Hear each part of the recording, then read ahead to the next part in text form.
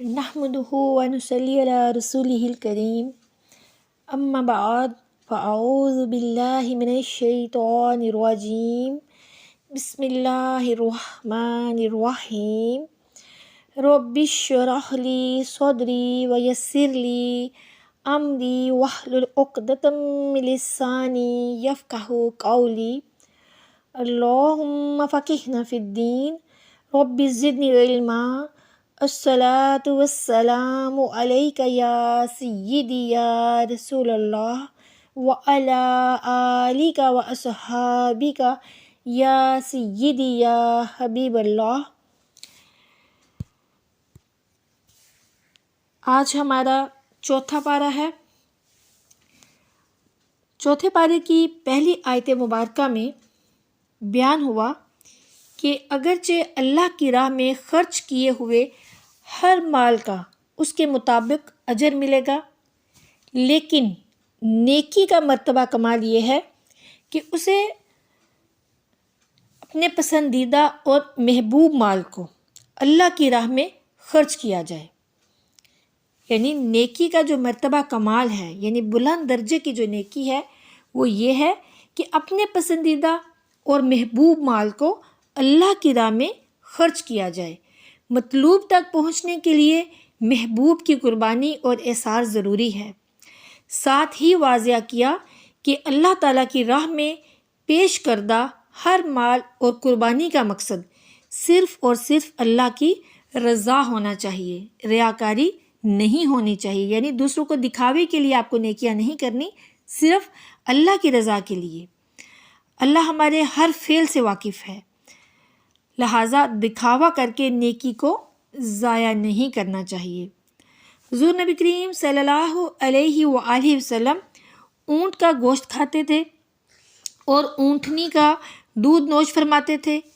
اس پر یہود نے اعتراض کیا کہ اونٹنی کا گوشت اور اس کا دودھ شریعت ابراہیمی سے چلا آ رہا ہے۔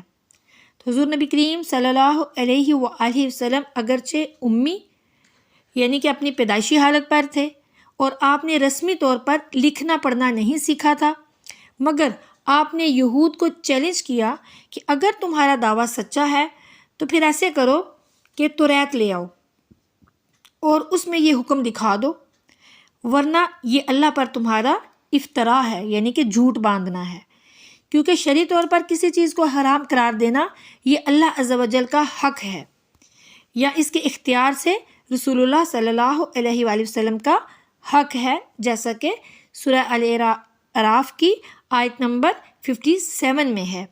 اس لیے اللہ تعالیٰ نے فرمایا کہ ہر قسم کا طعام بنی اسرائیل کے لیے حلال تھا، سوائے اس کے جس کو توریت کے نزول سے پہلے حضرت سیدنا یعقوب علیہ السلام نے از خود اپنے اوپر حرام قرار دیا۔ اس سے معلوم ہوا کہ حضرت یعقوب علیہ السلام کا اونٹنی کے گوشت اور دودھ کی خوراک کو ترک کر دینا اللہ کی طرف سے نہیں تھا، بلکہ عزیمت کے طور پر انہوں نے خود اپنے اوپر یہ پابندی عائد کر لی تھی کہ وہ اونٹنی کا گوشت اور دودھ جو ہے وہ نہیں پئیں گے۔ جیسے حضرت سیدنا عمر رضی اللہ تعالیٰ عنہ نے مسلمانوں کی تنگ دستی کی وجہ سے اپنے اوپر شہد کے استعمال کی پابندی لگا دی تھی۔ آیت کے آگے آیت 95 تا 97 اس میں صاحب استطاعت پر حج کی فرضیت کا حکم بیان ہوا ہے، اور یہ کہ زمین پر اللہ عز و جل کی عبادت کے لیے سب سے پہلا گھر مکہ مکرمہ میں خانہ کعبہ بنایا گیا۔ یہ گھر بڑی مادی اور روحانی برکات کا حامل ہے، یعنی کہ بیت اللہ خانہ کعبہ جو ہے یہ وہ گھر ہے جو بڑی روحانی برکات کا حامل ہے۔ اس گھر کے طفیل لوگوں کے لیے رزق کے وسیع ذرائع پیدا ہوئے اور روحانی اعتبار سے ایسی بڑی بڑی نیکیوں کے مواقع میسر آئے جن کا اجر بھی کئی گنا زیادہ ملنے کی نوید ہے۔ عام مساجد کے مقابلے میں یہاں کی ایک نماز کا اجر 1,00,000 گنا زیادہ ہے۔ یہ گھر تمام جہان والوں کے لیے ہدایت یعنی زندگی کے رخ کی تبدیلی کا ذریعہ ہے۔ اس گھر میں اللہ کی معرفت کی کئی نشانیاں ہیں، خاص طور پر مقام ابراہیم کے نام سے موسوم پتھر ہے جس پر کھڑے ہو کر حضرت سیدنا ابراہیم علیہ السلام نے اس گھر کی دیواروں کو بلند کیا تھا۔ جو شخص بھی مال، صحت اور امن و امان کے اعتبار سے اس قابل ہو کہ خانہ کعبہ آ سکے تو اس پر اس گھر کا حج لازم ہے۔ جس شخص نے باوجود استطاعت کے اس گھر کا حج نہ کیا تو ایسا کرنا حقیقت کے اعتبار سے کفر ہے۔ یعنی کہ اگر آپ استطاعت رکھتے ہیں، آپ کے پاس صحت ہے، مال ہے، تو آپ پر لازم ہے کہ آپ نے زندگی میں ایک مرتبہ لازمی حج پہ جانا ہے اور حج ادا کرنا ہے اس کے مناسک کے ساتھ۔ حج اور دیگر عبادات بندوں کے لیے باعث خیر اور اجر و ثواب ہیں، ورنہ یعنی یہ بندوں کے لیے ہے نا، یہ جو تمام عبادات ہیں یہ بندوں ہی کے لیے ہیں، ان کے لیے باعث خیر ہیں، ان کے لیے اجر و ثواب ہے، ورنہ اللہ تعالیٰ کو بندوں کی عبادت کی تو کوئی حاجت قطعاً نہیں ہے۔ عبادت کے لیے تو اس کے پاس بہت سے فرشتے ہیں۔ اس کے بعد کی آیتوں میں اتحاد امت، فرقہ بندی سے بچنے کا حکم بیان کیا گیا ہے اور فرمایا کہ اسلام سے پہلے تم ایک دوسرے کے دشمن تھے، ایک دوسرے کے خون کے پیاسے تھے اور اپنی بدعمالیوں کے سبب آگ کے گڑھے کے کنارے پہنچ چکے تھے، مگر نعمت باسط مصطفیٰ کریم صلی اللہ علیہ وآلہ وسلم اور نعمت اسلام کی برکت سے اللہ نے تمہارے دلوں کو جوڑ دیا اور تم بھائی بھائی بن گئے۔ پھر مزید تاکید کے طور پر فرمایا کہ واضح دلائل آنے کے بعد پچھلی امتوں کی طرح فرقہ بندی نہ کرو، ورنہ روز قیامت عذاب عظیم سے تمہیں دوچار ہونا پڑے گا۔ پھر اہل کتاب کی کچھ خرابیاں ذکر کرنے کے بعد ان کی گندی ذہنیت کو بیان کیا گیا کہ اگر مسلمان ان کی بات ماننے لگ گئے تو وہ انہیں ایمان سے دستبردار ہونے پر مجبور کر دیں گے۔ قیامت کے دن اہل ایمان کے چہرے روشن ہوں گے اور اللہ اور اس کے رسول صلی اللہ علیہ وآلہ وسلم کے جو نافرمان ہیں ان کے جو چہرے ہیں وہ سیاہ ہوں گے۔ پھر آگے چل کر امت مسلمہ کو بہترین امت قرار دے کر اس کی وجہ فضیلت بیان کی کہ تمہیں اس مقصد کے لیے پیدا کیا گیا ہے کہ عالم انسانیت میں نیکیوں کو پھیلاؤ اور برائیوں کو روکو، یعنی امت مسلمہ کی ذمہ داری عالم انسانیت کو دعوت حق دینا ہے اور نبوی مشن کو سر انجام دینا ہے۔ آیت 105 سے واضح کیا گیا کہ جو لوگ امت مسلمہ میں اختلاف اور انتشار پیدا کرنے کی کوشش کریں گے ان کے لیے بہت بڑا عذاب ہوگا۔ روز قیامت انسانوں کے اعمال کا نتیجہ ان کے چہروں پر ظاہر ہوگا۔ سیاہ کرتوتوں کی وجہ سے جن کے چہرے سیاہ ہوں گے اللہ انہیں ملامت فرمائے گا کہ تم نے ایمان لانے کے بعد امت میں انتشار کو ہوا دیا اور ہمارے بتائے ہوئے لاہ عمل کو اختیار نہیں کیا۔ اور جو نیک لوگ ہیں ان کے چہرے روشن ہوں گے اور وہ ہمیشہ ہمیشہ نعمتوں سے لطف اندوز ہوں گے۔ پھر آیت نمبر 110 اس اعتبار سے انتہائی اہم آیت ہے کہ ہمیں امت مسلمہ کے مقصد سے آگاہ کر رہی ہے۔ امت مسلمہ کا دنیا میں کام ہی یہ ہے، کیا کریں وہ؟ ان کا کام کیا ہے امت مسلمہ کا؟ کہ وہ نیکیوں کی دعوت دیں اور برائیوں سے منع کریں اور اللہ پر پختہ ایمان رکھتے ہوئے ہر طرح کے شرک سے اجتناب کریں۔ اگر امت اپنا مقصد پورا نہیں کرتی تو پھر اندیشہ ہے کہ عذاب الہی سے دوچار ہوگی، یعنی کہ نیکیوں کی دعوت دینی ہے اور برائیوں سے روکنا ہے اور اللہ پر پختہ ایمان رکھنا ہے اور ہر طرح کے شرک سے امت مسلمہ کو بچنا ہے۔ سنن ترمذی میں آتا ہے کہ قسم ہے اس ہستی کی جس کے ہاتھ میں میری جان ہے، یعنی حضور نبی کریم صلی اللہ علیہ وآلہ وسلم کے ارشاد کا مفہوم ہے۔ فرماتے ہیں پیارے آقا صلی اللہ علیہ وسلم کہ قسم ہے اس ہستی کی جس کے ہاتھ میں میری جان ہے، تم ضرور نیکی کا حکم کرتے رہو گے اور برائی سے روکتے رہو گے، ورنہ اندیشہ ہے کہ اللہ تم پر اپنی طرف سے عذاب بھیجے۔ ایسے عالم میں اگر تم اس سے دعا بھی کرو گے تو وہ تمہاری پکار کا جواب نہیں دے گا۔ آیت کے آخر میں بتایا گیا ہے کہ یہ ذمہ داری اس سے قبل اہل کتاب کی تھی، لیکن ان میں سے چند ہی نے یہ ذمہ داری خاطر خواہ نبھائی، ورنہ اکثریت جو ہے اہل کتاب کی وہ نافرمان ہی رہی۔ اب یہاں پر دیکھیے کہ اس موقع پر ٹھہر کر ہمیں اپنا احتساب کرنے کی ضرورت ہے کہ ہم امر بالمعروف و نہی عن المنکر کی اہم ذمہ داری کو کہاں تک نبھا رہے ہیں۔ ہماری تو خیریت کا راز ہی اسی میں پوشیدہ ہے۔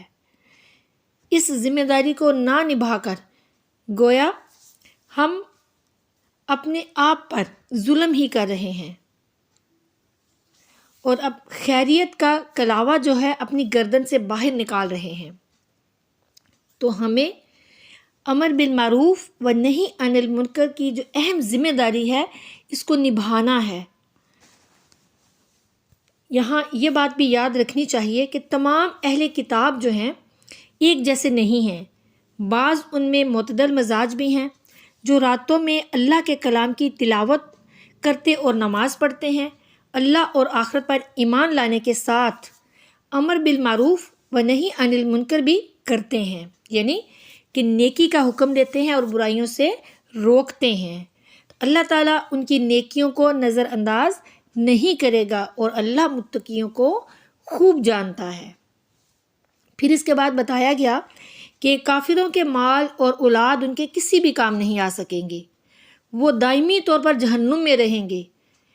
یہ اگر کسی نیک راہ میں مال خرچ کرتے بھی ہیں تو اس کی مثال ایسی ہے جیسے کسی ظالم شخص کی لہلہاتی کھیتی کو سردی اور پالا لگ جائے اور وہ سوکھ کر تباہ ہو جائے۔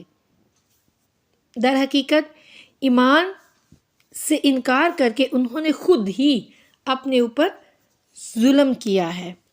پھر مسلمانوں کے ساتھ یہودیوں کی ازلی دشمنی اور بغض بیان کر کے بتایا کہ اہل ایمان کو بھلائی نصیب ہو تو ان کے سینوں پر سانپ لوٹتے ہیں، اور اگر اہل ایمان کو کوئی نقصان پہنچ جائے تو پھر یہ لوگ خوشی سے آپے سے باہر ہو جاتے ہیں۔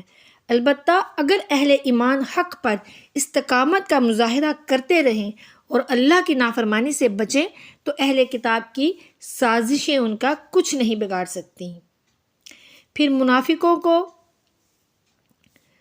رازدار اور دلی دوست بنانے سے منع کرنے کے بعد آیت نمبر 122 سے غزوہ بدر کا ذکر ہو رہا ہے، جسے تمام اسلامی غزوات کا تاج ہونے کا شرف حاصل ہے۔ اس غزوے کے شرکا نے جہاں خود جرأت اور بہادری کی انوکھی مثالیں قائم کی، وہاں پر انہوں نے اللہ کی قدرت اور غیبی مدد کے مظاہر اپنے آنکھوں سے دیکھے کہ اس غزوے میں مسلمانوں کی تعداد بہت تھوڑی تھی، یعنی غزوہ بدر میں، اور جو اسلحہ ہے وہ بھی نہ ہونے کے برابر تھا۔ ایسے نازک حالات میں اللہ عز و جل نے 3000 فرشتے مسلمانوں کی مدد کے لیے اتارے اور نصرت غیبی سے انہیں نوازا، یعنی کہ غزوہ بدر میں مسلمان جو تھے وہ 313 تھے اور جو کفار تھے وہ تقریباً 1000 تھے، اور ان کی مدد کے لیے 3000 فرشتے اللہ عز و جل نے اتارے اور مسلمانوں کو فتح عطا فرمائی۔ یہ بھی بتایا کہ مجاہدین کی مدد کے لیے فرشتوں کا نزول بس مومنوں کے اطمینان قلب اور دل جمعی کے لیے تھا، ورنہ اصل مدد تو اللہ خود فرماتا ہے۔ اس غزوے سے 2 بڑے سبق مسلمانوں کو حاصل ہوئے۔ پہلا یہ کہ جنگ میں فتح صرف اسلحے کی کثرت اور افرادی قوت کی بنا پر حاصل نہیں ہو سکتی، بلکہ اس کی بنیادی شرط ایمان اور یقین اور اتباع و استقامت ہے۔ دوسرا یہ کہ جب تک مسلمان حق پر ثابت قدم رہیں گے اور اللہ کی رسی مضبوطی سے پکڑے رہیں گے، انہیں اللہ کی مدد حاصل رہے گی اور وہ ہمیشہ غالب اور سرخرو رہیں گے۔ آیت 130 میں ایک بار پھر سود کی ممانعت کا حکم نازل ہوا کہ حرام طریقے سے مال کو دگنا چگنا نہ کرو۔ سود خوری سے بچنے کے حکم کے ساتھ ہی تقوی اختیار کرنے اور جہنم سے بچنے کی تلقین بھی کر دی گئی۔ اللہ کی رحمت سے محفوظ ہونے کے لیے اللہ اور اس کے رسول صلی اللہ علیہ وآلہ وسلم کی اطاعت کی تاکید کی گئی۔ پھر آگے جنت کے مستحقین متقی ہوتے ہیں جو ہر حال میں اللہ کے نام پر خرچ کرتے ہوں، غصے کو پینے والے، لوگوں کو معاف کرنے والے اور اپنی گناہوں پر اصرار کی بجائے ندامت کے ساتھ توبہ کرنے والے ہوتے ہیں۔ یعنی کہ جو اللہ کی جنت کے مستحقین ہیں وہ کون ہیں؟ وہ متقی لوگ ہیں، یعنی متقین ہیں۔ متقین کون ہیں؟ جو اللہ سے ڈرتے ہیں اور ہر حال میں اللہ کے نام پر خرچ کرتے ہیں، غصے کو پیتے ہیں، لوگوں کو معاف کرتے ہیں اور اپنے گناہوں پر ندامت کے ساتھ توبہ کرتے ہیں اور اپنے گناہوں پر ہٹ درمی اور ضد نہیں کرتے۔ اقوام عالم کے جرائم پر ان کی گرفت کا نظام جاری اور ساری ہے۔ دنیا میں چل پھر کر اس کا مشاہدہ جو ہے وہ کیا جا سکتا ہے۔ یہ قرآن کریم انسانوں کے لیے بیان، ہدایت اور متقین کے لیے نصیحت ہے۔ غزوہ بدر کا ذکر سورہ آل عمران میں محض حوالے کے طور پر آیا ہے، ورنہ اصل میں یہاں غزوہ احد کا جو ذکر ہے وہ مقصود ہے، جو تقریباً 55 آیات میں مکمل ہوا ہے۔ ان آیات میں افرادی قوت اور اسباب میں کمی کے سبب دل چھوڑنے والے مجاہدین کو تسلی دی گئی ہے کہ ثابت قدم رہو، آخر کار تم ہی سرفراز ہوگے۔ اگر وقتی طور پر تمہیں کوئی تکلیف پہنچی ہے تو اہل حق کے ساتھ ایسا ماضی میں بھی ہوتا رہا، مگر برے دن ہمیشہ نہیں رہتے، اور یہ ابتلائیں یعنی یہ جو مصیبتیں ہیں یہ مسلمانوں کے لیے ان کے درجات کی بلندی کا سبب بنتی ہیں، اور جنت کے حصول کے لیے مسلمانوں کو مشکلات سے گزرنا پڑتا ہے۔ پھر یہ بھی بتایا کہ موت سے ڈرنا اہل اسلام کا شیوا بالکل بھی نہیں ہے۔ پھر غزوہ احد میں جب یہ افواہ اڑا دی گئی کہ الیاذ باللہ اللہ کے رسول صلی اللہ علیہ وآلہ وسلم شہید ہو گئے ہیں تو مسلمانوں کے قدم عارضی طور پر لڑکھڑا گئے۔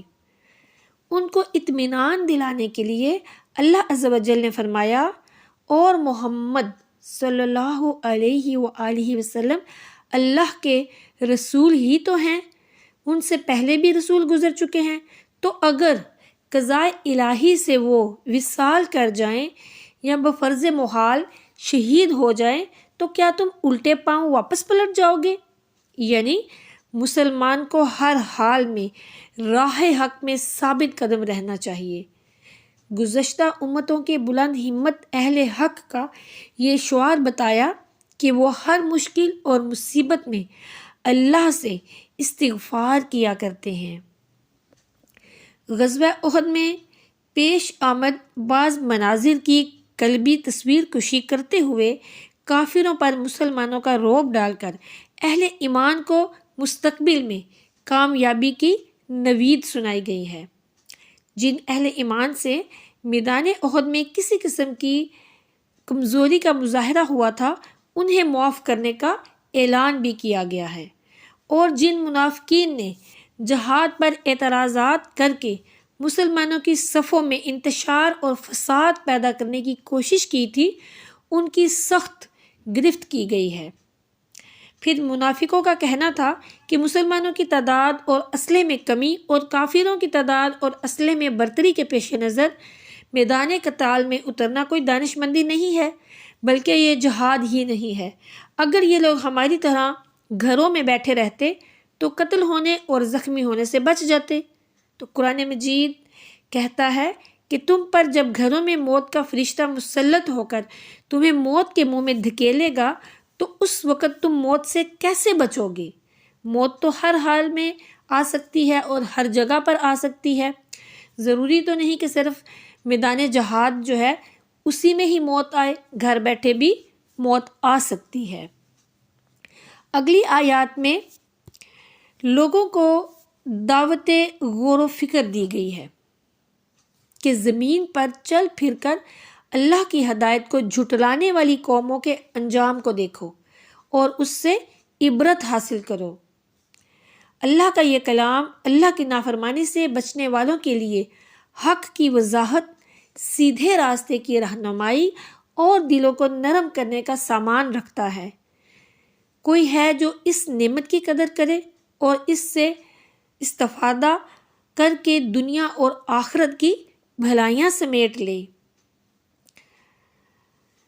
پھر آیت نمبر 139 میں بڑی اہم حقیقت کی طرف رہنمائی کی گئی ہے کہ احد کی یعنی جو غزوہ احد ہے اس کی وقتی شکست سے مسلمان ہرگز دلگیر نہ ہو۔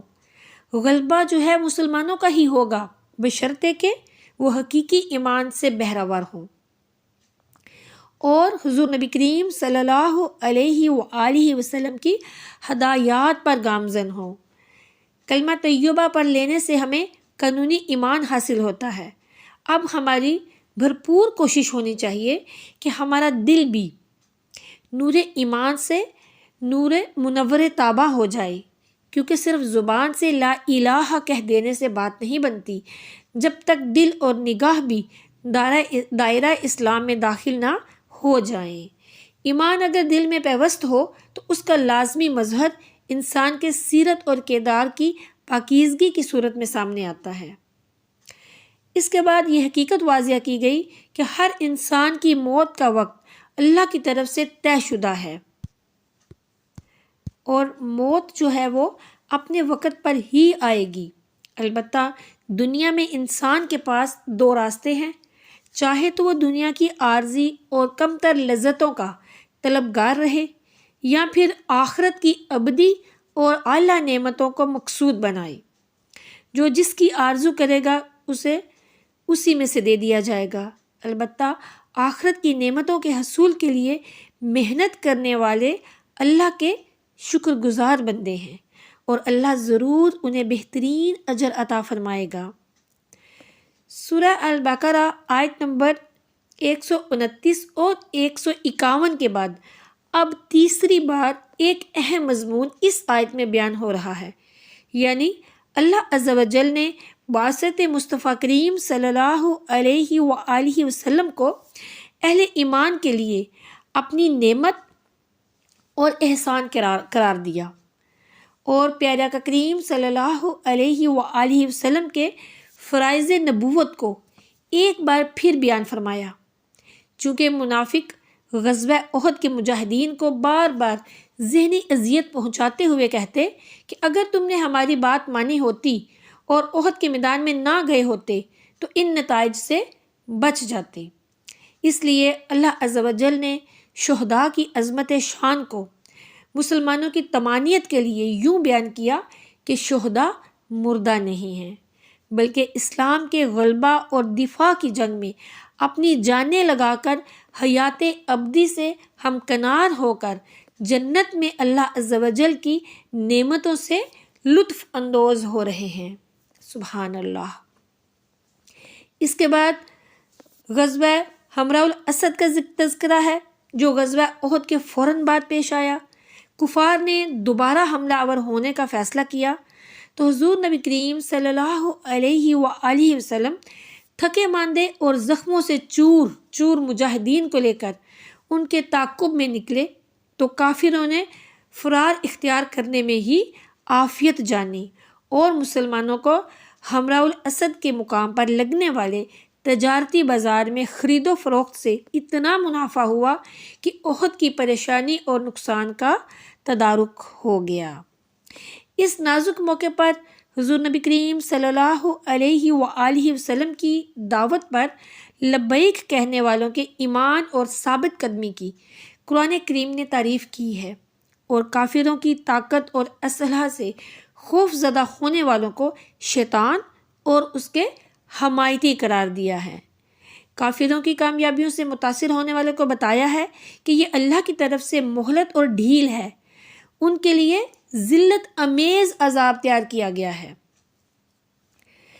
غلبہ اسلام کی جدوجہد اور دینی مقاصد کے لیے چندہ کرنے پر یہودیوں نے اعتراض کیا کہ مسلمانوں کا خدا ناؤز باللہ فقیر ہو گیا ہے اور ہم مالدار ہیں، تبھی تو ہم سے چندہ مانگ رہا ہے۔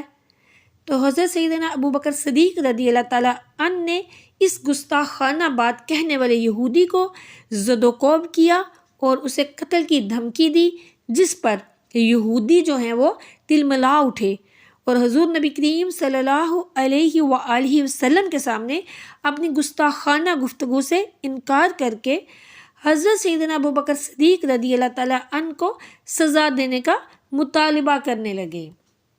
اللہ تعالیٰ نے حضرت سیدنا ابو بکر صدیق رضی اللہ تعالیٰ عنہ کی تائید اور یہودیوں کی مذمت کرتے ہوئے فرمایا کہ اللہ نے ان کی گستاخانہ گفتگو سن لی ہے اور یہ عادی مجرم ہیں، پہلے بھی اس قسم کی نازیبا حرکتیں کرتے رہے ہیں۔ یہ لوگ انبیاء کرام علیہ الصلوۃ والسلام کے قتل جیسے بدترین جرائم کا ارتکاب کرتے رہتے ہیں اور ہم انہیں قیامت کے دن آگ میں جلانے کا عذاب دیں گے۔ اس سے واضح ہو جاتا ہے کہ حضرت سیدنا ابو بکر صدیق رضی اللہ تعالیٰ عنہ نے ایمانی غیرت اور حمیت کے پیش نظر جو قدم اٹھایا تھا وہ بالکل جائز اور انصاف پر مبنی تھا۔ اہل دانش کو اللہ تعالیٰ کی مخلوقات، آسمان اور زمین، دن اور رات میں غور و خوض کی دعوت دی گئی ہے اور اللہ کے برگزیدہ بندوں کی 5 دعاؤں کا تذکرہ ہے جنہیں شرف قبولیت حاصل ہے۔ مرد اور عورت کی تخلیق اور ان کی ذمہ داریوں میں اختلاف کے باوجود انہیں اجر اور ثواب میں برابری اور مساوات کی خوشخبری سنائی گئی ہے اور بتایا ہے کہ ہجرت اور جہاد جیسے عظیم الشان اعمال جو بھی کرے گا اس کے لیے گناہوں کی معافی، اللہ کے ہاں بہترین اجر و ثواب اور جنت کا وعدہ ہے۔ پھر بتایا گیا کہ کافروں کے پاس مالی وسائل کی فراوانی اور عیش و عشرت کو دیکھ کر دھوکے میں نہیں پڑنا چاہیے، یہ عارضی اور معمولی فوائد ہیں۔ آخرت میں ان کا بدترین ٹھکانہ جہنم ہے اور متقین کے لیے نہریں اور باغات ہیں اور اللہ کے ہاں بہترین مہمانی ہے۔ اہل کتاب میں بعض انصاف پسند بھی ہیں جو قرآن اور نبی علیہ الصلوۃ والسلام پر ایمان لانے کی نعمت سے سرفراز ہیں۔ آیات 191 سے رہنمائی کی جا رہی ہے کہ آیت آفاقی پر غور و فکر کر کے معرفت ربانی حاصل کرنے والے خرد مند اب اللہ کو یاد رکھتے ہوئے اس کی تخلیق پر مزید غور کرتے ہیں اور بالآخر اس نتیجے پر پہنچتے ہیں کہ کائنات میں ہر شے بامقصد ہے، ہر شے اللہ کی اطاعت کر رہی ہے اور ہمیں بھی اللہ کی اطاعت کرنی چاہیے۔ ہمارا ضمیر ہمیں اسی مقصد کی یاد دلاتا ہے کہ ہمارے باطن میں ضمیر کی آواز بھی بے مقصد نہیں ہے۔ برائی پر اس کی ڈانٹ اور نیکی پر تحسین مکافات عمل کی دلیل ہے۔ دنیا میں برائی کا برا اور نیکی کا اچھا نتیجہ نہیں نکلتا، نتائج کسی اور جہان میں ظاہر ہوں گے۔ جن لوگوں نے کائنات کے ساتھ ہم آہنگ ہو کر ضمیر کی آواز پر لبیک کہہ کر نیکیاں کی وہ سرخرو ہوں گے، جنہوں نے اس کے برعکس روش اختیار کی یعنی برے کام کیے، وہ اپنے اصل مقصد سے ہٹ گئے۔ بے مقصد شے کوڑا کرکٹ ہے اور آگ میں جلائے جانے ہی کے لائق ہے۔ اب سورہ آل عمران کی آخری آیت نمبر 200، اس میں اہل ایمان کو فلاح اخروی کے حصول کے لیے 4 ہدایات دی گئی ہیں۔ وہ 4 ہدایات کون سی ہیں؟ نمبر 1، اللہ کی راہ میں استقامت کے ساتھ ڈٹے رہو۔ نمبر 2، صبر و استقامت میں کفار سے بازی لے جاؤ۔ نمبر 3، آپس میں مربوط اور نظم کی پابندی کرتے رہو۔ نمبر 4، اللہ کی نافرمانی کے ہر عمل سے بچو۔ یہاں پر سورہ آل عمران کا اختتام ہوتا ہے اور آگے سورہ نساء کا آغاز ہوتا ہے۔ سورہ نساء مدنی صورت ہے، بڑی اہم اور دورس اصلاحات پر مشتمل ہے، جنہیں اگر دین اسلام کا ترا امتیاز کہا جائے تو قطعاً مبالغہ نہ ہوگا۔ اس صورت میں سب سے پہلے اور سب سے زیادہ جو توجہ ہے وہ گھریلو زندگی کو خوشگوار بنانے پر دی گئی ہے، کیونکہ گھر ہی قوم کی خشیت اول ہے، گھر ہی وہ گہوارہ ہے جہاں قوم کے مستقبل کے ممار پرورش پاتے ہیں، گھر ہی وہ مدرسہ ہے جہاں اخلاق و کردار کی جو قدریں اچھی یا بری، بلند یا پست لوہے قلب پر لکھ دی جاتی ہیں، ان کے نقوش کبھی مدھم نہیں پڑتے۔ صرف جذبات خواہ کتنے ہی پاکیزہ اور معصوم کیوں نہ ہو، حقائق کا مقابلہ کرنے کی تاب نہیں لا سکتے۔ قرآن حقائق کو حقائق کی حیثیت سے دیکھتا ہے، اسی لیے گھر کے ماحول کو خوشگوار بنانے کے لیے وہ بہم نصیحتوں پر اکتفا نہیں کیا، بلکہ اس کے لیے واضح اور غیر مبہم قاعدے اور ضابطے متعین کیے۔ امرات عورت کو کہتے ہیں، جس کی جمع نساء ہے۔ اس سورہ میں مجملہ دوسرے مسائل کے عورتوں کے انتہائی اہم اور حساس مسائل زیر بحث آئے ہیں، اسی لیے اس سورہ کا نام سورہ النساء رکھا گیا ہے۔ سورہ البقرہ کے بعد متنوع اور بھرپور طریقے پر مسائل کا بیان اس سورہ کے اندر موجود ہے۔ معاشرتی اور قومی مسائل کے ساتھ تشریعی مسائل اور ہجرت اور جہاد پر سیر حاصل گفتگو، غیر مسلم اقوام کے ساتھ تعلقات کی نوعیت، میراث کے احکام، کلالہ کا مسئلہ، عقائد پر بحث، منافقین کا تذکرہ اور یہود و نصارہ کے مکروہ چہرے کی نقاب کشائی جیسے اہم موضوعات پر اس سورہ میں مفصل گفتگو کی گئی ہے۔ تقوی اختیار کرنے کی تلقین کے ساتھ سورہ کی ابتدا کی گئی ہے اور اللہ کی قدرت کا بیان ہے کہ آدم اور حوا علیہ السلام کی معجزانہ تخلیق کے بعد بے شمار انسانوں کو اس جوڑے کی سلب سے پیدا کر کے اس سرزمین میں پھیلا دیا۔ اس میں یہ بھی اشارہ ہے کہ ایک ماں باپ کی اولاد ہونے کے ناطے سے تمام انسانوں کو ایک گھرانے کے افراد کی طرح باہمی اتفاق اور اتحاد سے زندگی بسر کرنی چاہیے۔ پھر یتیموں کی کفالت اور ان کے اموال کی دیانتداری کے ساتھ حفاظت کا حکم دیا گیا ہے۔ پھر 4 تک بیویاں رکھنے کی اجازت دی گئی ہے۔ پھر ان بیویوں میں عدل اور انصاف قائم رکھنے کا بیان کیا گیا ہے۔ مہر کی ادائیگی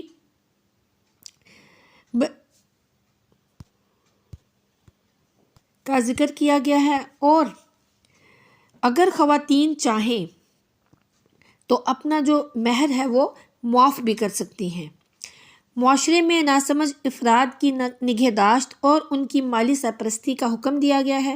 پھر وراثت کے موضوع پر تفصیلی گفتگو اور تمام وارثوں کے حصے متعین کر کے بتایا گیا ہے کہ وارثوں کے استحقاق کو اللہ تم سے بہتر جانتا ہے۔ وراثت کی تقسیم سے پہلے میت کے قرض کی ادائیگی اور وصیت پر عمل درآمد کی تلقین ہے۔ مذکورہ آیات میں احکامات خداوندی کو حدود اللہ قرار دیا گیا ہے۔ جو بھی ان حدود کی پاسداری کرے گا وہ ہمیشہ ہمیشہ جنت کا حقدار ہوگا، اور اس کے برعکس جو شخص ان حدود کو پامال کرے گا، یعنی اللہ کی جو حدود ہیں، حدود اللہ، ان کو پامال کرے گا تو پھر وہ ہمیشہ ہمیشہ جہنم کے ذلت امیز عذاب سے دوچار ہوگا۔ آیت نمبر 16 اور 17 میں اللہ تعالیٰ نے قبولیت توبہ کا اصول بیان فرمایا ہے کہ جن لوگوں سے گناہ سرزد ہو جائے اور وہ غلطی کا احساس ہونے پر جلدی توبہ کر لیں تو ان کی توبہ کی قبولیت اللہ تعالیٰ کے ذمہ کرم پر ہے۔ سچی توبہ کی